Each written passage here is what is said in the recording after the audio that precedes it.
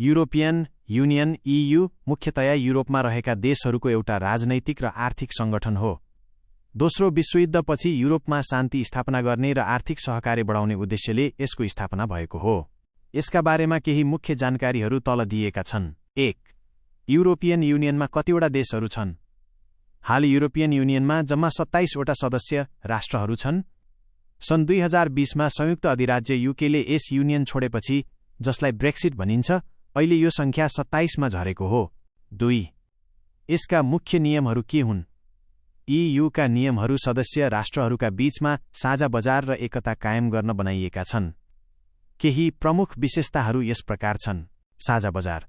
सदस्य राष्ट्रहरूका बीचमा सामान, सेवा, पुँजी र मानिसहरूको आवत-जावतमा कुनै रोकटोक हुँदैन। यसलाई 4 फ्रिडम्स भनिन्छ। साझा मुद्रा। 27 मध्ये 20 वटा देशहरूले युरोलाई आफ्नो आधिकारिक मुद्राको रूपमा प्रयोग गर्छन्। सेन्जेन क्षेत्र, सेङ्गेन एरिया। धेरैजसो EU देशहरूमा एक देशबाट अर्को देश जाँदा पासपोर्ट नियन्त्रण वा बोर्डर चेक हुँदैन। कानुनी सर्वोच्चता। केही खास क्षेत्रमा, जस्तै व्यापार र वातावरण, EUले बनाएका कानुनहरू सदस्य राष्ट्रका राष्ट्रिय कानुनभन्दा माथि मानिन्छन्। मानवाधिकार र लोकतन्त्र। यसमा सहभागी हुनका लागि देशमा लोकतन्त्र, कानुनी शासन र मानव अधिकारको ग्यारेन्टी हुनु अनिवार्य छ। सदस्य राष्ट्रहरूको सूची। मुख्य देशहरू। क्षेत्र। केही प्रमुख देशहरू: पश्चिम Europe, France, Germany, Belgium, Netherlands. दक्षिण Europe: Italy, Spain, Greece, Portugal. उत्तर युरोप: स्विडेन, फिनल्यान्ड, डेनमार्क। मध्य पूर्वी युरोप: पोल्यान्ड, अस्ट्रिया, हङ्गेरी, चेक रिपब्लिक। नोट: युरोपका सबै देशहरू EUमा छैनन्। उदाहरणका लागि, स्विजरल्यान्ड, नर्वे र बेलायत यसका सदस्य होइनन्। के तपाईँ युरोपियन युनियनको भिसा प्रक्रिया वा यसले नेपाल जस्ता देशसँग गर्ने व्यापारिक सम्बन्धको बारेमा थप जान्न चाहनुहुन्छ?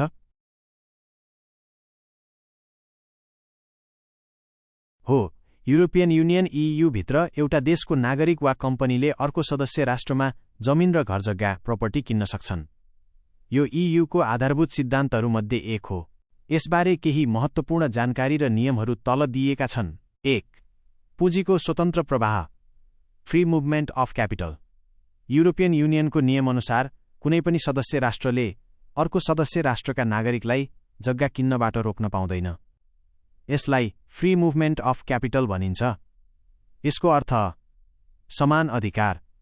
जर्मनीको नागरिकले फ्रान्समा वा स्पेनको नागरिकले पोल्यान्डमा जग्गा किन्दा त्यहाँका स्थानीय नागरिक सरह नै अधिकार र सुविधा पाउँछन्।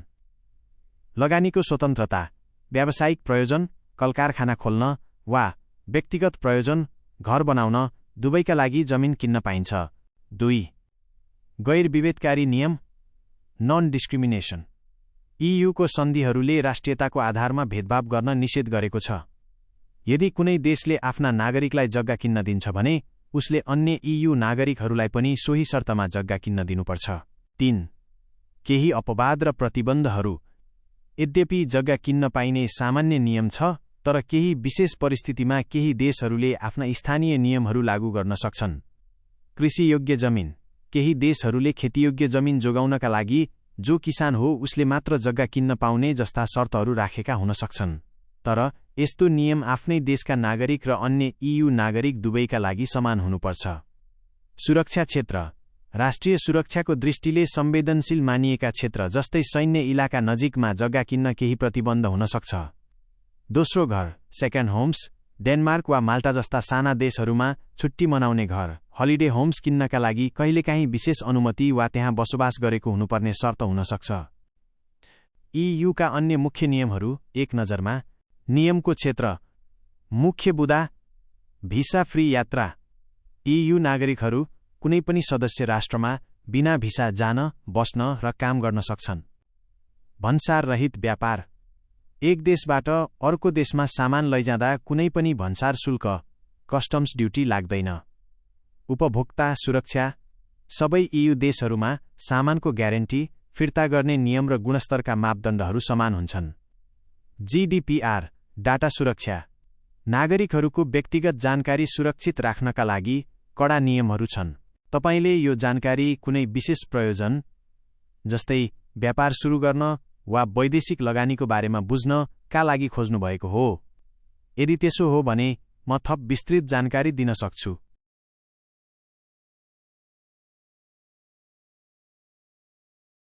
तपाईले निकै सान्दर्भिक प्रश्न सोध्नुभयो। युरोपियन युनियन EU आर्थिक र राजनैतिक संगठन हो भने नेटो NATO पूर्ण रूपमा एउटा सैन्य गठबन्धन हो। 1. नेटो NATO के हो? NATO को पूरा रूप नर्थ एटलान्टिक ट्रिटी अर्गनाइजेसन हो। यसको स्थापना सन् 1949 मा भएको थियो। यसको मुख्य उद्देश्य आफ्ना सदस्य राष्ट्रहरूको स्वतन्त्रता र सुरक्षाको ग्यारेन्टी गर्नु हो। सदस्य संख्या हाल यसमा 32 वटा सदस्य राष्ट्रहरू छन्। हालै फिनल्यान्ड र स्विडेन पनि यसका सदस्य बनेका छन्। मुख्यालय यसको मुख्यालय बेल्जियमको ब्रसेल्समा छ। 2. नेटोका मुख्य नियम र सिद्धान्तहरू। नेटो सञ्चालन हुने केही आधारभूत नियमहरू छन्, जसमध्ये धारा 5 आर्टिकल 5 सबैभन्दा शक्तिशाली मानिन्छ। धारा 5 सामूहिक रक्षा यो नेटोको सबैभन्दा मुख्य नियम हो।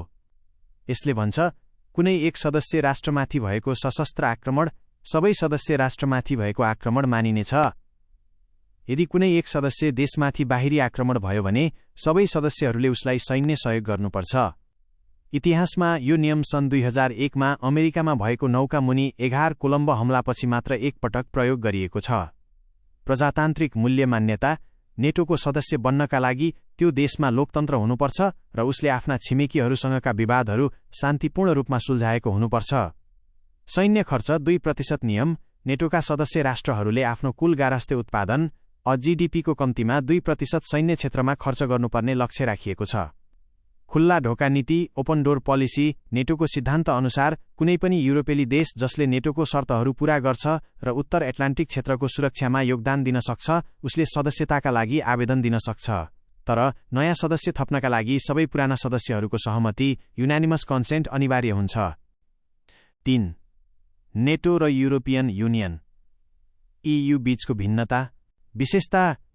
युरोपियन युनियन EU नेटो NATO प्रकृत आर्थिक र राजनैतिक सैन्य गठबन्धन। मुख्य उद्देश्य व्यापार, साझा बजार र कानून, सामूहिक सुरक्षा र रक्षा। मुद्रा साझा मुद्रा युरो छ। कुनै साझा मुद्रा छैन। शक्तिशाली सदस्य जर्मनी, फ्रान्स, संयुक्त राज्य अमेरिका USA। रोचक तथ्य धेरैजसो युरोपेली देशहरू दुवै संगठन EU र NATO का सदस्य छन् तर सबै होइनन्। उदाहरणका लागि अमेरिका र क्यानाडा नेटोमा छन् तर EU मा छैनन्। अस्ट्रिया र आयरल्यान्ड EU मा छन् तर नेटोमा छैनन्। के तपाईँ रुस युक्रेन युद्ध र नेटोको बीचमा के सम्बन्ध छ भन्ने बारेमा बुझ्न चाहनुहुन्छ? यसले नेटोको महत्त्वलाई अझ प्रष्ट पार्नेछ।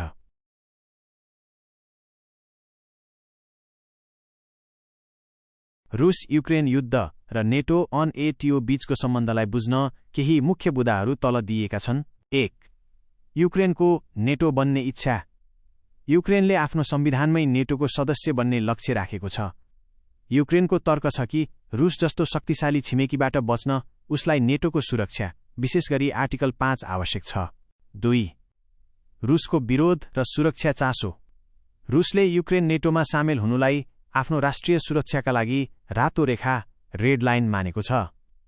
रुसको डर के छ भने यदि युक्रेन नेटोमा गएमा अमेरिका र पश्चिमी देशका मिसाइल र सैन्य अड्डाहरू रुसको सिमानामै आइपुग्छन्। रुसले नेटोको विस्तारलाई आफ्नो शक्ति कमजोर पार्ने रणनीतिको रूपमा हेर्छ। 3. युद्धको सुरुवात र नेटोको भूमिका। सन् 2022 मा रुसले युक्रेनमा आक्रमण गर्नुको एउटा प्रमुख कारण युक्रेनलाई नेटोमा जानबाट रोक्नु थियो। यद्यपि युक्रेन नेटो सदस्य होइन तैपनि नेटोले उसलाई ठूलो सहयोग गरिरहेको छ। हतियार सहयोग अमेरिका, बेलायत र जर्मनी जस्ता नेटो देशहरूले युक्रेनलाई अत्याधुनिक ट्याङ्क, मिसाइल र राडार प्रणाली उपलब्ध गराइरहेका छन्। तालिम र गुप्तचर जानकारी नेटो देशहरूले युक्रेनी सेनालाई तालिम दिइरहेका छन् र रुसी सेनाको मुभमेन्टका बारेमा जानकारी साझा गरिरहेका छन्। 4. नेटो सिधै युद्धमा किन छैन? धेरैलाई लाग्न सक्छ नेटोले किन सिधै सेना पठाउँदैन। यसको मुख्य कारण परमाणु युद्धको खतरा हो। युक्रेन नेटो सदस्य नभएकोले नेटो सामूहिक रक्षा आर्टिकल 5 अन्तर्गत युद्धमा हाम फाल्न बाध्य छैन। यदि नेटोका सैनिक र रुसी सैनिक सिधै आम्ने सामने भएमा यसले तेस्रो विश्वयुद्ध निम्त्याउन सक्छ, किनकि रुससँग संसारकै सबैभन्दा धेरै परमाणु हतियार छन्। निष्कर्ष, नेटोको विस्तार। रुसले युक्रेनलाई नेटोबाट टाढा राख्न युद्ध सुरु गरे पनि यसको उल्टो परिणाम निस्कियो। रुसको डरले गर्दा लामो समयदेखि तटस्थ रहेका फिनल्यान्ड र स्विडेन पनि अहिले नेटोको पूर्ण सदस्य बनिसकेका छन्। यसले रुसको सिमानामा नेटोको उपस्थिति झन बढाइदिएको छ। के तपाईँ युक्रेनलाई नेटोको सदस्यता दिन अहिले किन गाह्रो भइरहेको छ भन्नेबारे थप जान्न चाहनुहुन्छ? युक्रेनलाई नेटोको सदस्यता दिन अहिले किन गाह्रो भइरहेको छ भन्ने कुरा बुझ्न केही मुख्य प्राविधिक र राजनीतिक कारणहरू छन्। 1. जारी युद्ध, एक्टिभ कन्फ्लिक्ट। नेटोको एउटा अघोषित तर महत्त्वपूर्ण नियम के छ भने कुनै पनि देशमा युद्ध चलिरहेको छ वा सीमा विवाद छ भने उसलाई सदस्यता दिइँदैन। यदि युक्रेन अहिले नेटोको सदस्य बन्यो भने नेटोको धारा 5 तत्काल लागू हुनेछ। यसको अर्थ सबै 32 नेटो राष्ट्रहरू अमेरिकासहित रुससँग सिधै युद्धमा जानुपर्ने हुन्छ। कुनै पनि पश्चिमी देश रुससँग सिधा सैन्य टकराव र सम्भावित परमाणु युद्ध चाहँदैनन्। 2. सबै सदस्यहरूको सहमति, युनानिमस कन्सेन्ट। नेटोमा नयाँ सदस्य भित्र्याउन 32 वटै देशको मन्जुरी चाहिन्छ। सबै सदस्यहरू युक्रेनलाई अहिले नै सदस्यता दिन सहमत छैनन्। उदाहरणका लागि, हंगेरी र स्लोभाकिया जस्ता देशहरूले युक्रेनको सदस्यताले युरोपमा ठूलो युद्ध निम्त्याउने भन्दै विरोध वा संशय व्यक्त गर्दै आएका छन्। 3. लोकतान्त्रिक र सैन्य मापदण्ड। नेटोको सदस्य बन्नका लागि केही मापदण्डहरू पूरा गर्नुपर्छ, जसमा युक्रेनले अझै काम गर्न बाँकी छ। भ्रष्टाचार नियन्त्रण। युक्रेनले आफ्नो रक्षा र सरकारी संयन्त्रमा रहेको भ्रष्टाचार कम गर्नुपर्ने शर्त छ। सैन्य आधुनिकीकरण। युक्रेनी सेनालाई नेटोको मापदण्ड र प्रविधिसँग पूर्ण रूपमा मेल खाने बनाउनु पर्नेछ। अबको बाटो के हो त? नेटोले युक्रेनलाई भविष्यमा सदस्य बन्ने आश्वासन त दिएको छ, तर कुनै निश्चित मिति तोकेको छैन।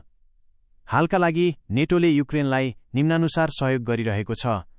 NATO Ukraine council. युक्रेनलाई नेटोसँग सँगै बसेर निर्णय गर्ने एउटा विशेष मञ्च दिइएको छ। सुरक्षा ग्यारेन्टी। धेरै नेटो देशहरूले व्यक्तिगत रूपमा युक्रेनसँग दीर्घकालीन सुरक्षा सम्झौताहरू गरेका छन्। अन्त्यमा, युक्रेन नेटोमा सामेल हुनु भनेको विश्वको नक्सा र शक्तिको सन्तुलनमा ठूलो फेरबदल आउनु हो। के तपाईलाई युरोपको यो तनावले नेपाल वा दक्षिण एसियाली देशहरूको अर्थतन्त्रमा कस्तो असर पारेको छ भन्ने बारेमा रुचि छ? युरोपको यो तनाव, विशेष गरी रुस युक्रेन युद्ध, भौगोलिक रूपमा टाढा भए तापनि नेपाल र समग्र दक्षिण एसियाको अर्थतन्त्रमा यसको गहिरो प्रभाव परेको छ। यसका मुख्य कारणहरू र असरहरू तल दिएका छन्। 1. इन्धन र ऊर्जाको मूल्य वृद्धि। रुस विश्वको ठूलो तेल र प्राकृतिक ग्यास उत्पादक देश हो। युद्धका कारण अन्तर्राष्ट्रिय बजारमा कच्चा तेलको मूल्य बढ्यो, जसले गर्दा नेपालमा असर। नेपाल आयल निगमले इन्धनको मूल्य बढाउनु पर्यो। इन्धन महँगो हुँदा ढुवानी खर्च बढ्यो, जसले गर्दा दैनिक उपभोग्य वस्तु, तरकारी, खाद्यान्नको भाव आकाशियो। 2. खाद्यान्न सङ्कट र मुद्रास्फीति, इन्फ्लेसन। युक्रेन र रुसलाई संसारको रोटीको टोकरी, bread basket of the world भनिन्छ, किनभने उनीहरू गहुँ, मकै र सूर्यमुखी तेलका मुख्य निर्यातकर्ता हुन्। खाने तेल। नेपालले ठूलो मात्रामा सूर्यमुखी र भटमासको कच्चा तेल युक्रेन र रुसबाट आयात गर्छ। युद्धले आपूर्ति रोकिएपछि नेपालमा खाने तेलको मूल्य हत्तै बढ्यो। मलको अभाव। रुस रासायनिक मल, केमिकल फर्टिलाइजरको प्रमुख स्रोत हो। युद्धले गर्दा नेपालका किसानले समयमा मल नपाउने र पाए पनि निकै महँगोमा किन्नुपर्ने अवस्था आयो। 3. डलरको मजबुती र नेपाली रुपैयाँको अवमूल्यन। विश्वमा अस्थिरता बढ्दा लगानीकर्ताहरू सुरक्षित मानिने अमेरिकी डलरमा लगानी गर्छन्। यसले गर्दा डलर बलियो भयो र नेपाली रुपैयाँ कमजोर भयो।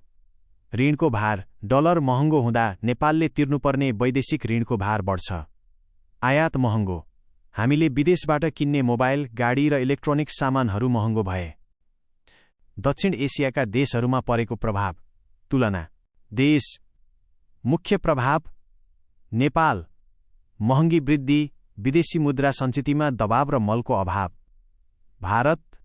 तेल आयातमा ठूलो खर्च, तर रुसबाट सस्तोमा तेल किनेर सन्तुलन मिलाउने प्रयास। श्रीलङ्का विदेशी मुद्राको अभाव र इन्धन सङ्कटले गर्दा आर्थिक टाट पल्किने अवस्था क्राइसिस। पाकिस्तान खाद्यान्न र ऊर्जा सङ्कटले गर्दा चरम आर्थिक मन्दी। 4 वैदेशिक सहायता र ध्यान मोडिनु। युरोप र अमेरिकाको ठूलो बजेट अहिले युक्रेनलाई सैन्य सहयोग गर्नमा खर्च भइरहेको छ। यसले गर्दा नेपाल जस्ता विकासोन्मुख देशहरूले पाउने विकास सहायता वा जलवायु परिवर्तन कोषमा कमी आउन सक्ने जोखिम बढेको छ। निष्कर्षमा युरोपको युद्धले हाम्रो भान्सादेखि राष्ट्रिय ढुकुटीसम्म असर पुर्याएको छ। यसले के देखाउँछ भने आजको विश्वमा कुनै पनि देश एक्लै सुरक्षित छैन, सबै एकअर्कामा निर्भर छन्। के तपाईँ यस विषयमा अन्य कुनै खास पक्ष जस्तै पर्यटन वा रेमिट्यान्समा परेको असरबारे जान्न चाहनुहुन्छ? नेपाल र भारत मिलेर युरोपियन युनियन EU र नेटो NATO जस्तै सङ्गठनहरू बनाउने कुरा निकै रोचक र दूरगामी महत्त्वको विषय हो। यस्तो कदमले दक्षिण एसियाको भविष्य नै बदल्न सक्छ। यदि यी दुई देशको पहलमा यस्ता सङ्गठनहरू बने भने के हुन सक्छ भन्ने विश्लेषण तल दिइएको छ। 1 आर्थिक सङ्गठन EU जस्तै south Asian economic union. Nepal र भारतले सुरु गरेर पछि अन्य देशहरू भुटान, बङ्गलादेश, श्रीलङ्का आदि थपिँदै जाँदा यसलाई एसियन युनियन वा साउथ एसियन युनियन भन्न सकिन्छ। साझा बजार र मुद्रा। सबै सदस्य राष्ट्रहरूबीच एउटै मुद्रा जस्तै एसियाली रुपियाँ चल्न सक्छ। यसले डलरमाथिको निर्भरता घटाउँछ। खुल्ला सिमाना। अहिले नेपाल भारतबीच भए जस्तै अरू देशहरूसँग पनि बिना पासपोर्ट र भिसा आवत जावत र काम गर्न पाइने सुविधा हुन्छ। व्यापारिक शक्ति। यो युनियन बनेमा चीन र अमेरिका पछिको विश्वको तेस्रो ठूलो आर्थिक शक्ति बन्न सक्छ। 2 सैन्य सङ्गठन NATO जस्तै सम्भावित नाम र काम। यदि दक्षिण एसियाली देशहरूले सामूहिक सुरक्षाका लागि सैन्य सङ्गठन बनाए भने त्यसको नाम यस्तो हुन सक्छ: SATO South Asian Treaty Organization, IPTO Indo Pacific Treaty Organization, SARCD South Asian Regional Council for Defence. यसको नियम र प्रभाव। सामूहिक रक्षा। यदि कुनै बाहिरी शक्ति जस्तै कुनै अर्को महादेशको देशले नेपाल वा भुटानमाथि आक्रमण गरेमा भारत र अन्य सदस्य राष्ट्रहरूको सेनाले मिलेर प्रतिकार गर्नेछन्। सैन्य बजेट। सबै देशले आफ्नो बजेटको निश्चित हिस्सा सैन्य तयारीमा खर्च गर्नुपर्ने हुन्छ। संयुक्त सैन्य अभ्यास। नेपालका गोर्खाली र भारतीय सेनाले अन्य सदस्य राष्ट्रका सेनासँग नियमित अभ्यास गर्नेछन्, जसले सुरक्षा व्यवस्था निकै बलियो बनाउँछ। यस्तो सङ्गठन बनाउनका चुनौतीहरू। भविष्यमा यस्तो सङ्गठन बनाउन जति राम्रो देखिन्छ त्यति नै कठिन पनि छ। राजनीतिक अविश्वास। दक्षिण एसियामा भारत र पाकिस्तानबीचको शत्रुताले गर्दा हालको SAARC पनि राम्ररी चल्न सकेको छैन। चीनको प्रभाव। नेपाल र श्रीलङ्का जस्ता देशहरूमा चीनको बढ्दो लगानी र प्रभावले गर्दा भारत केन्द्रित सैन्य सङ्गठनमा सबै देश सजिलै सहमत नहुन सक्छन्। सार्वभौम सत्ताको डर। साना देशहरूलाई लाग्न सक्छ कि यस्तो युनियनमा भारत धेरै शक्तिशाली हुनेछ र उनीहरूको निर्णय गर्ने अधिकार कम हुनेछ। निष्कर्ष र भविष्यको सम्भावना। अहिले BIMSTEC बिम्स्टेक जस्ता सङ्गठनहरू मार्फत नेपाल, भारत र बङ्गलादेश जस्ता देशहरूले सहकार्य बढाइरहेका छन्। यदि भविष्यमा पाकिस्तान र भारतको सम्बन्ध सुध्रियो भने मात्रै पूर्ण रूपमा EU वा NATO जस्तो शक्तिशाली सङ्गठन सम्भव छ। तपाईको विचारमा के नेपाल जस्तो सानो देशले यस्तो सैन्य सङ्गठनमा सामेल हुँदा आफ्नो तटस्थ न्युट्रल छवि जोगाउन सक्ला? यो एक गम्भीर छलफलको विषय हो। के तपाईँ यस्ता सङ्गठनहरू बन्दा नेपालको जलविद्युत र भारतको बजारको सम्बन्ध कसरी अगाडि बढ्छ भन्ने बारेमा बुझ्न चाहनुहुन्छ? नेपाल र भारत सम्मिलित एउटा बलियो युनियन एसियन युनियन जस्तो बनेमा नेपालको जलविद्युत र भारतको बजारबीचको सम्बन्ध एउटा पावर हाउस र ग्राहकको रूपमा विकसित हुनेछ, जसले दुवै देशको भाग्य बदल्न सक्छ। यसका केही मुख्य फाइदा र असरहरू यस प्रकार छन्। 1 ऊर्जा सुरक्षा र व्यापार। Energy security.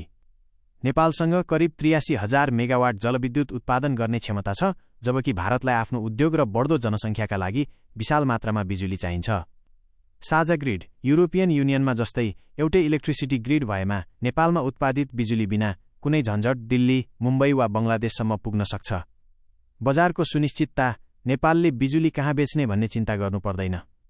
युनियनको साझा बजारले गर्दा नेपालको बिजुलीका लागि भारत र बङ्गलादेश जस्ता ठूला ग्राहक सधैँ तयार हुनेछन्। 2 आर्थिक समृद्धि। Economic boom. यदि नेपालले 10,000 देखि 20,000 मेगावाट मात्र बिजुली निर्यात गर्न सक्यो भने व्यापार घाटा अन्त्य। नेपालले भारतबाट आयात गर्ने सामानको पैसा बिजुली बेचेरै तिर्न सक्छ। यसले नेपालको वर्षौंदेखिको व्यापार घाटा हटाउनेछ। रेमिट्यान्समाथिको निर्भरता घट्ने। स्वदेशमै ठूला जलविद्युत आयोजना बन्दा हजारौंले रोजगारी पाउँछन् र वैदेशिक रोजगारीमा जाने लहर कम हुन सक्छ। 3. औद्योगिक विकास इन्डस्ट्रियल ग्रोथ। सस्तो र सुलभ बिजुली उपलब्ध हुँदा नेपाल र भारतका सीमावर्ती क्षेत्रमा ठूला उद्योगहरू खुल्नेछन्। हरित ऊर्जा ग्रीन एनर्जी कोइलाबाट चल्ने उद्योगहरू विस्थापित गरी नेपालको क्लिन इनर्जी प्रयोग गर्दा यो क्षेत्र विश्वकै स्वच्छ औद्योगिक हब बन्न सक्छ। केही चुनौतीहरू र समाधान। Challenges and solutions. चुनौती। समाधानको उपाय। लगानीको अभाव। युनियन बनेमा साझा लगानी ब्याङ्क एसियन डेभलपमेन्ट ब्याङ्क जस्तैबाट सस्तो ब्याजमा ऋण लिन सकिन्छ। राजनीतिक खिचातानी।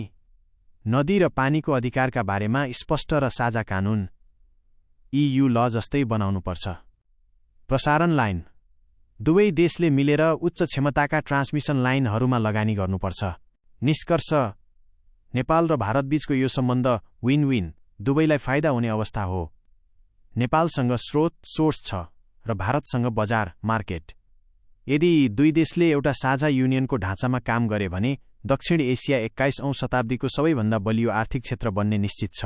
के तपाईँ यस युनियनमा अन्य देशहरू जस्तै बङ्गलादेश र भुटान थपिँदा कस्तो कनेक्टिभिटी विकास हुन सक्छ भन्ने बारे जान्न चाहनुहुन्छ? नेपाल र भारतसँगै बङ्गलादेश र भुटान पनि यस्तो युनियनमा थपिँदा यो क्षेत्रलाई BBIN भुटान, बङ्गलादेश, इन्डिया, नेपाल उपक्षेत्रीय कनेक्टिभिटीको रूपमा हेरिन्छ। यस्तो सङ्गठनले विशेष गरी ट्रान्जिट र यातायातमा क्रान्ति ल्याउन सक्छ। यसले निम्नानुसारको कनेक्टिभिटी विकास गर्नेछ। 1. जलमार्ग वाटरवेजको विकास। नेपाल जस्तो भूपरिवेष्टित ल्यान्डलक्ड देशका लागि यो सबैभन्दा ठूलो वरदान हुनेछ। समुद्रसम्म पहुँच। कोशी र गण्डकी नदीलाई भारतको गङ्गा नदीसँग जोडेर बङ्गलादेशको चट्टोग्राम, चिटागोङ वा मोङ्गला बन्दरगाहसम्म नेपालले आफ्नै जहाज चलाउन सक्छ। ढुवानी लागतमा कमी। सडक वा रेलभन्दा पानी जहाजबाट सामान ओसार्न निकै सस्तो पर्छ, जसले गर्दा नेपालमा सामानको मूल्य घट्छ। 2. रेल र सडक सञ्जाल रेल एन्ड रोड नेटवर्क। युरोपमा जस्तै एउटा देशको ट्रक वा रेल बिना कुनै भन्सार अवरोध अर्को देशमा जान सक्छ। काठमाडौँ ढाका दिल्ली। काठमाडौँबाट सिधै ढाका वा दिल्लीसम्म छिटो चल्ने रेल हाई स्पिड रेल सञ्चालन हुन सक्छ। ट्रान्जिट सुविधा। भुटान र नेपालका सामानहरू बङ्गलादेशका बन्दरगाह हुँदै विश्व बजारमा पुग्न सक्छन्। 3. डिजिटल र टेलिकम कनेक्टिभिटी। यस्तो युनियन बनेमा यो क्षेत्रमा रोमिङ शुल्क हट्न सक्छ। साझा इन्टरनेट गेटवे। नेपालले इन्टरनेटका लागि भारतमा मात्र भर पर्नु पर्दैन। बङ्गलादेशको समुद्री फाइबर अप्टिक मार्फत सस्तो र छिटो इन्टरनेट प्राप्त गर्न सक्छ। साझा स्याटेलाइट। यी देशहरूले मिलेर आफ्नै साउथ एसियन स्याटेलाइट मार्फत सञ्चार र मौसम पूर्वानुमानमा सहकार्य गर्न सक्छन्। यसले ल्याउने परिवर्तनहरू। क्षेत्र परिवर्तनको स्वरूप। पर्यटन। बुद्धिस्ट सर्किट लुम्बिनी बोधगया सारनाथमा पर्यटकहरू एउटै भिसामा सजिलै घुम्न सक्छन्। शिक्षा। नेपालका विद्यार्थीहरू बङ्गलादेश वा भारतमा र त्यहाँका विद्यार्थीहरू नेपालमा स्थानीय शुल्कमा पढ्न पाउनेछन्। रोजगारी। दक्ष जनशक्तिले युनियनभित्रका जुनसुकै देशमा गएर कानुनी रूपमा काम गर्न पाउनेछन्। रोचक पक्ष। यस्तो युनियनको सैन्य सङ्गठन NATO जस्तै बनेमा हिमालयदेखि हिन्द महासागरसम्म एउटै सुरक्षा कवच बन्नेछ, जसले बाह्य हस्तक्षेपलाई पूर्ण रूपमा रोक्न सक्छ। यस्तो युनियन बनेमा के तपाईलाई लाग्छ कि नेपाली रुपैयाँ र भारतीय रुपैयाँलाई मिलाएर एउटै साझा मुद्रा बनाउनु सही होला? यसबारे थप छलफल गरौँ कि? तपाईको विचार एकदमै व्यावहारिक छ। आफ्नै राष्ट्रिय मुद्रा नेशनल करेन्सी हुनु भनेको देशको सार्वभौम सत्ता र स्वाभिमानको प्रतीक पनि हो। त्यसैले पूर्ण रूपमा नेपाली रुपैयाँ विस्थापित गर्नुभन्दा डुअल करेन्सी वा युनियन करेन्सीलाई एउटा विकल्पको रूपमा प्रयोग गर्ने मोडेलमा छलफल गर्न सकिन्छ। यसका केही सम्भावित तरिकाहरू र यसका प्रभावहरू तल दिएका छन्। 1. दुवै मुद्रा चल्ने डुअल करेन्सी सिस्टम। तपाईले भन्नुभए जस्तै नेपालमा नेपाली रुपैयाँ पनि चल्ने र भारत वा अन्य युनियन देशका मुद्रा पनि सहजै स्वीकार गरिने। फाइदा: पर्यटक र व्यापारीहरूलाई पैसा साटिरहनुपर्ने झन्झट हुँदैन। सीमा क्षेत्रमा अहिले पनि अनौपचारिक रूपमा यो चलन छ, तर यसलाई कानुनी मान्यता दिँदा आर्थिक गतिविधि तीव्र हुन्छ। जोखिम: यदि भारतीय रुपियाँ धेरै बलियो वा धेरै प्रयोग हुन थाल्यो भने नेपाली रुपियाँको माग घट्न सक्छ। 2. साझा डिजिटल युनियन मुद्रा, कमन डिजिटल करेन्सी। एउटा आधुनिक उपाय भनेको नेपाल र भारतको आफ्नै भौतिक नोटहरू, क्यास कायमै राख्ने तर युनियनभित्र कारोबार गर्नका लागि एउटा साझा डिजिटल मुद्रा, जस्तै एजियन युनिट बनाउने। यो मुद्रा युरोपको युरो जस्तै हुनेछ, तर यो केवल डिजिटल रूपमा बैंक र ठूला व्यापारमा प्रयोग हुनेछ। साधारण जनताले आफ्नो खल्तीमा आफ्नै देशको नोट बोक्न पाउनेछन्। 3. पेगिङ, करेन्सी पेगिङको निरन्तरता। अहिले पनि नेपाली 100 रुपियाँ बराबर भारतीय 60 रुपियाँ 1.6 कोलम्ब विनिमय दर स्थिर छ। यसलाई पेगिङ भनिन्छ। स्थिरता: यो प्रणालीले गर्दा नेपालमा मूल्यवृद्धि धेरै हदसम्म नियन्त्रणमा रहन्छ। असर: यदि भारतको अर्थतन्त्रमा समस्या आयो भने त्यसको सिधा असर नेपालमा पनि पर्छ। आफ्नै मुद्रा राख्नुका फाइदाहरू: आफ्नै नेपाली रुपियाँ बलियो बनाउनु र यसलाई चलनचल्तीमा राख्नुका केही खास कारणहरू छन्। स्वतन्त्र मौद्रिक नीति: नेपाल राष्ट्र बैंकले देशको अवस्था हेरेर ब्याजदर घटाउने वा बढाउने निर्णय आफै गर्न सक्छ। राष्ट्रिय पहिचान: नोटमा देशका हिमाल, संस्कृति र सगरमाथाको चित्र हुन्छ, जसले हाम्रो पहिचान झल्काउँछ। सङ्कटमा सुरक्षा: यदि युनियनका अन्य देशको अर्थतन्त्र डुब्यो भने आफ्नै मुद्रा हुँदा हामीले आफ्नै किसिमले अर्थतन्त्र जोगाउन प्रयास गर्न सक्छौं। निष्कर्ष: नेपाल र भारत जस्ता देशहरूका लागि साझा डिजिटल पेमेन्ट गेटवे, जस्तै अहिले सुरु भएको UPI-FONEPAY सहकार्य सबैभन्दा उपयुक्त देखिन्छ। यसले नोट साटिरहनुपर्ने समस्या पनि हल गर्छ र देशको आफ्नै मुद्राको अस्तित्व पनि जोगाउँछ। तपाईलाई के लाग्छ, डिजिटल माध्यमबाट मोबाइल बैंकिङ एक अर्को देशमा सिधै भुक्तानी गर्न पाउने व्यवस्था भएमा नोट नै साट्नुपर्ने समस्या सधैँका लागि अन्त्य होला त?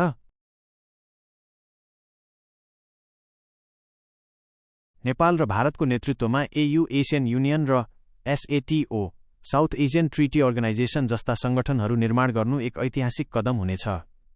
यसका लागि नेपालले आफ्नो कूटनीति र पूर्वाधारमा ठूलो काम गर्नुपर्ने हुन्छ। नेपालले गर्नुपर्ने तयारी र त्यसबाट हुने फाइदाहरू तल विस्तृत रूपमा दिइएका छन्। 1. यी सङ्गठनहरू बनाउन नेपालले के गर्नुपर्छ? यस्तो ठूलो लक्ष्य प्राप्त गर्न नेपालले केवल सहभागी मात्र भएर पुग्दैन, सक्रिय भूमिका खेल्नुपर्छ। कुशल कूटनीतिक पहल, डिप्लोमेटिक लिडरसिप: नेपालले भारत, बङ्गलादेश र भुटानसँग उच्च स्तरीय वार्ता सुरु गर्नुपर्छ। तटस्थ राष्ट्रको छवि भएकोले नेपालले विवादित देशहरू जस्तै भारत र पाकिस्तानबीच मध्यस्थकर्ताको भूमिका खेल्न सक्छ। पूर्वाधारमा लगानी, इन्फ्रास्ट्रक्चर युनियन सफल हुनका लागि सडक, रेल र बिजुलीका प्रसारण लाइनहरू बलियो हुनुपर्छ। नेपालले आफ्ना ट्रान्जिट पोइन्टहरूलाई अत्याधुनिक बनाउनुपर्छ। कानुनी सुधार: युनियनभित्र सामान र मानिसहरूको आवतजावत सहज बनाउन नेपालले आफ्ना व्यापारिक र भन्सार सम्बन्धी कानुनहरूलाई अन्य देशको कानुनसँग मिल्ने हार्मोनाइजेसन बनाउनुपर्छ।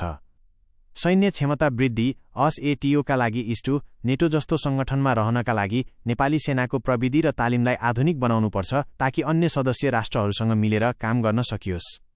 डिजिटल पूर्वाधार: साझा भुक्तानी प्रणाली, डिजिटल पेमेन्ट गेटवेको विकास गर्न नेपालले आफ्नो बैंकिङ सफ्टवेयर र साइबर सुरक्षालाई बलियो बनाउनुपर्छ। 2. यो सङ्गठनबाट नेपाललाई हुने फाइदाहरू: यस्तो युनियन र सैन्य सङ्गठनबाट नेपालले पाउने लाभहरू अभूतपूर्व हुनेछन्। आर्थिक फाइदा: AUबाट विशाल बजारको पहुँच: नेपालका साना उद्योगले उत्पादन गरेका सामानहरू भारत र बङ्गलादेशका करोडौं मानिसले सहजै किन्न पाउनेछन्। पर्यटनमा क्रान्ति: साझा भिसा, सेङ्गेन भिसा जस्तै भएमा विदेशी पर्यटकहरू एकै पटकमा यो क्षेत्रका सबै देश घुम्न पाउनेछन्, जसले नेपालको पर्यटन आय दोब्बर बनाउन सक्छ। रोजगारी सिर्जना: विदेशी लगानीकर्ताहरू नेपालको जलविद्युत र जडीबुटीमा लगानी गर्न आकर्षित हुनेछन्, जसले गर्दा युवाहरू खाडी मुलुक जानुपर्ने बाध्यता घट्नेछ। सुरक्षा र रणनीतिक फाइदा: SATOबाट इस्ट, सामूहिक सुरक्षा: नेपालमाथि कुनै बाहिरी शक्तिले आँखा लगाउन पाउने छैन। एक देशमाथिको आक्रमण, सबैमाथिको आक्रमण हुने हुँदा नेपालले आफूलाई सुरक्षित महसुस गर्नेछ। आतंकवाद र विपद व्यवस्थापन: सीमा पार हुने अपराध, तस्करी र प्राकृतिक प्रकोप, भूकम्प वा बाढीमा सबै देशको सेनाले मिलेर उद्धार र सुरक्षा प्रदान गर्नेछन्। निष्कर्ष, नेपालको भविष्यको नक्सा पक्ष हालको अवस्था, युनियन बनेपछिको अवस्था, व्यापार, भारतसँग निर्भर र व्यापार घाटा उच्च, साझा बजार, निर्यातमुखी अर्थतन्त्र, सुरक्षा, सीमित सैन्य क्षमता, बाह्य दबाव, सामूहिक रक्षा कवच SATO, कनेक्टिभिटी, सडक मार्गमा सीमित, रेल, जलमार्ग र हवाई सञ्जालको हब। नेपालले यस्तो संगठनको नेतृत्व गरेमा यो देश दक्षिण एसियाको स्विजरल्यान्ड बन्न सक्छ, जहाँ आर्थिक समृद्धि पनि छ र सुरक्षाको बलियो ग्यारेन्टी पनि। के तपाईलाई लाग्छ नेपालका राजनीतिक दलहरू यस्तो दूरगामी लक्ष्यका लागि एकै ठाउँमा उभिन सक्लान्? Would you like me to analyze the potential challenges from global powers like China or the US regarding such a union?